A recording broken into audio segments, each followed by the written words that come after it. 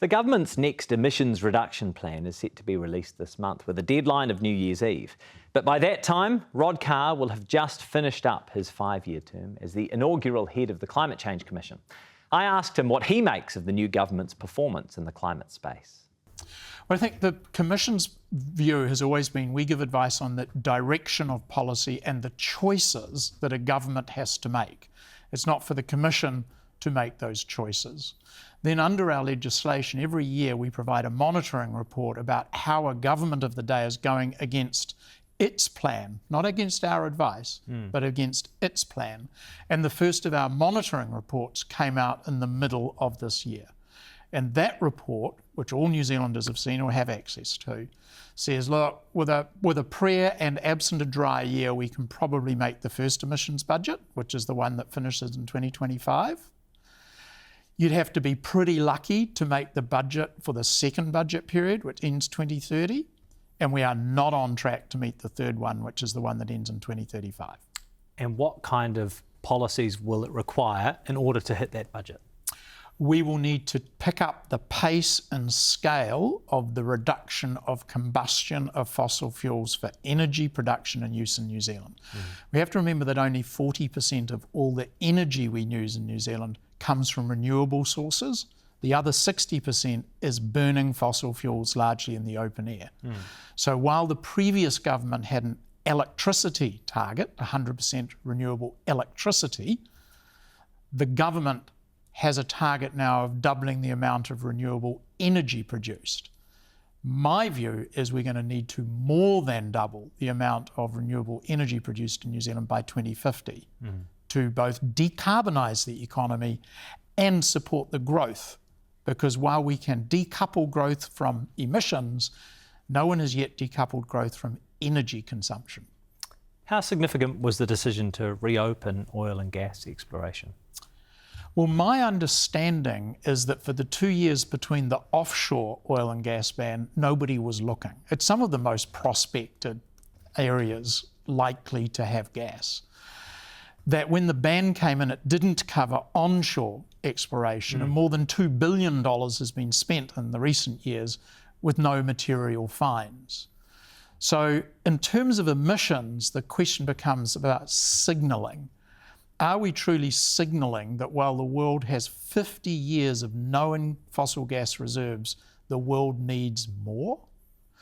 Or are we signalling that we should stop using fossil fuels and phase them out of our economy and society? One of the biggest steps from this government in the climate space, at the very least, was the decision to strip funding from the Commission for Agricultural Emissions Research and Advice and establish an independent panel to advise on a 2050 methane target. The Climate Change Commission is independent, of course. In your view, was stripping out that methane role and establishing an independent panel necessary? Look, it's always for a government to decide the mandate that an advisory group has. And the Commission is only advisory, and we only get our mandate from Parliament.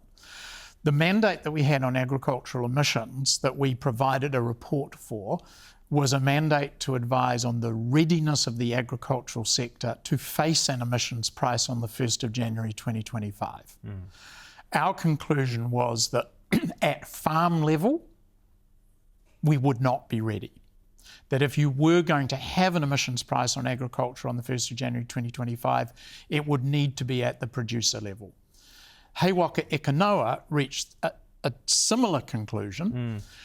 And in addition, both of us reached the conclusion that with our split gas target, you shouldn't put whatever that emissions price is into our emissions trading scheme.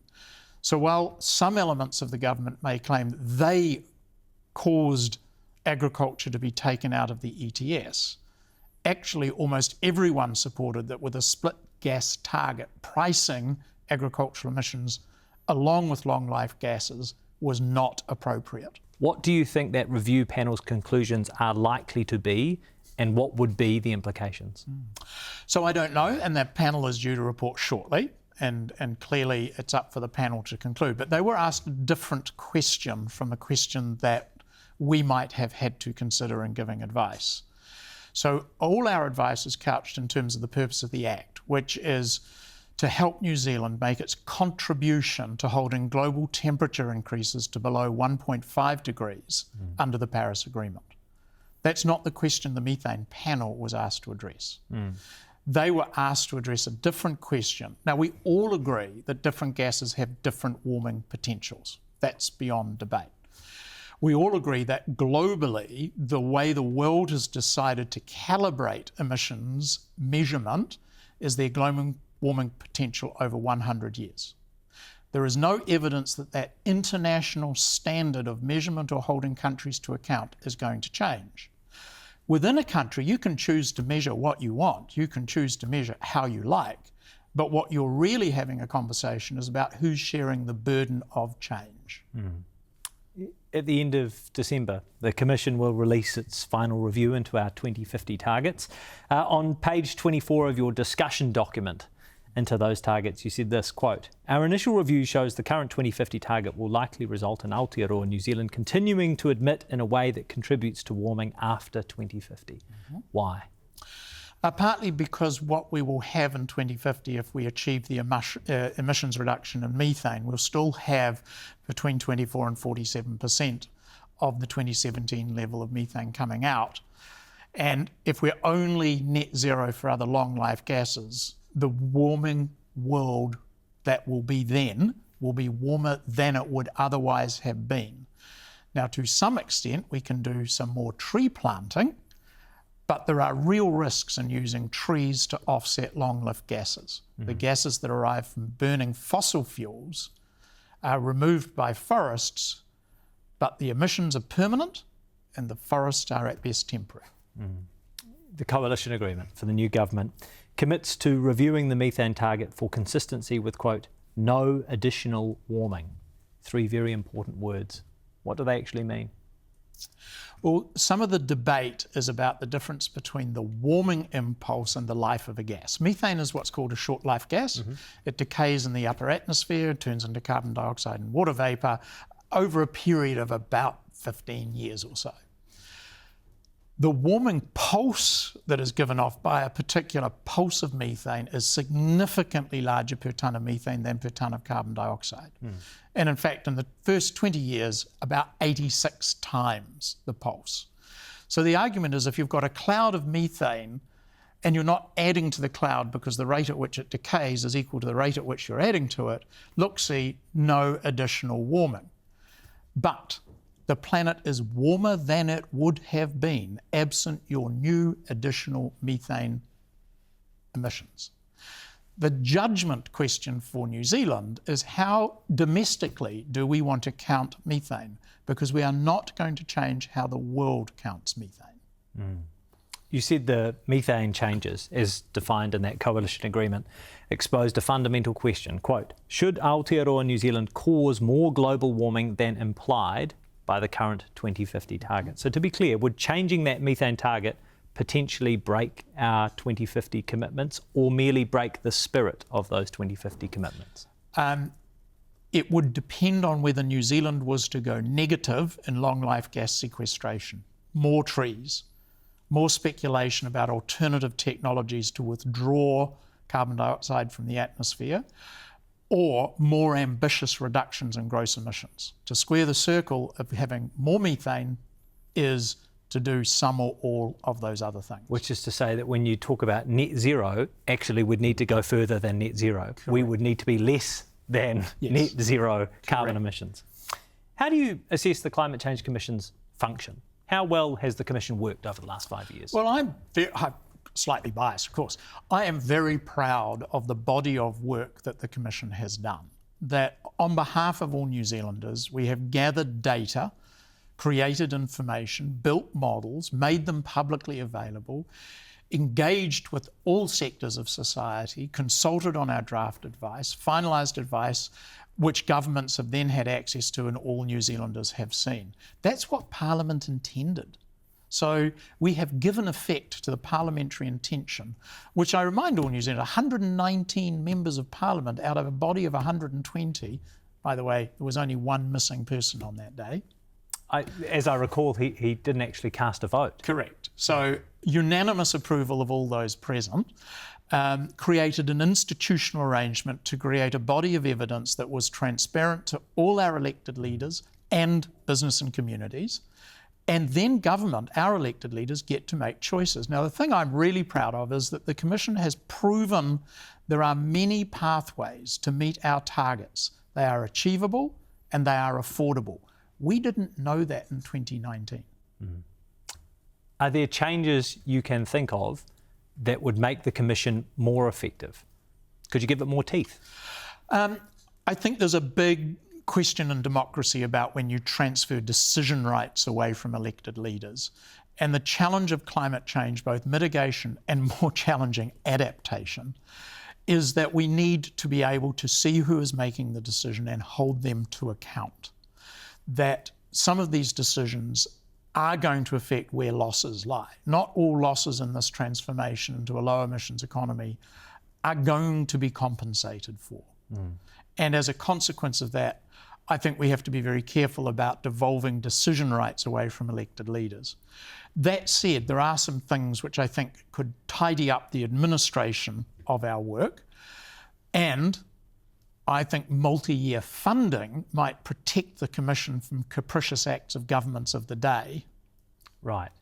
So commitments via budgets that last longer than the current budgetary period. Indeed. Yeah. When you talk about holding elected officials to account, isn't there an inherent problem in that climate change is a medium to long-term problem? Certainly the crisis level, when we think about something like 2050, is a longer-term problem, whereas many politicians face much shorter-term incentives.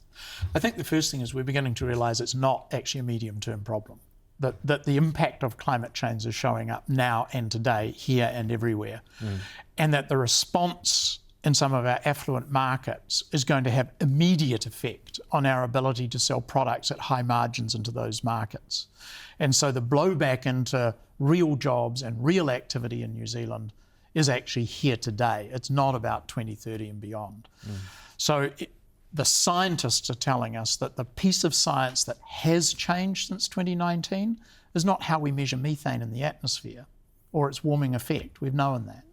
What has changed is increasing concern that we are closer to tipping points and cascading effects and irreversibilities than we believed we were 5 years ago. What is the one thing you think we could do as a country that we could afford to do that would make the biggest difference? I think the acceleration of decarbonisation through electrification. The Commission's already on record as having great concerns about continuing to connect residential premises to the fossil gas supplied network.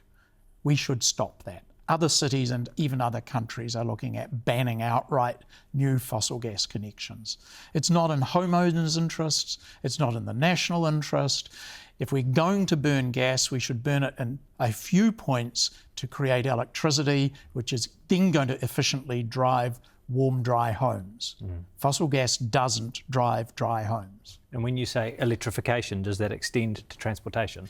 It does, because once you create the electricity platform of reliable, available, affordable electricity, then decarbonisation becomes within the reach of businesses, households, communities.